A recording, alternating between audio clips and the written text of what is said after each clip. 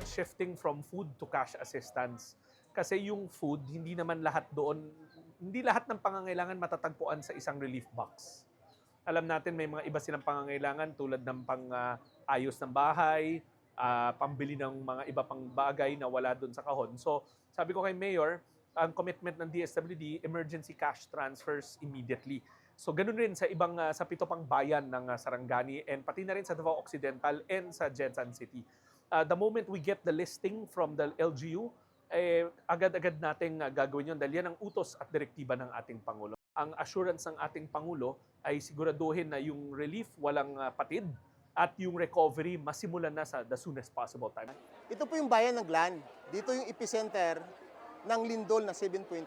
Dito yung pinakamalaking damages in terms of infrastructure, deaths, at saka yung mga hindi pa nakikita. Ang kagandahan dito, ang DSWD, prior sa pagdating ng lindol, ay may nakapreposisyon na ng mga pagkain kahit na hindi na mapasok for 3 days, ay meron na kaming preposition na goods dito sa Glan. One day after, nag-meeting kami kasama yung OCD at sa iba pang agency, of course, to plot, to discuss ano bang gawin namin as a convergence ng mga regional offices na makarespond. The OCD provided, of course, the asset of the armed forces, yung taga-DOH naman tungkol doon sa mga gamot at kami naman doon sa mga food packs. Kami po nag-communicate agad sa munisipyo.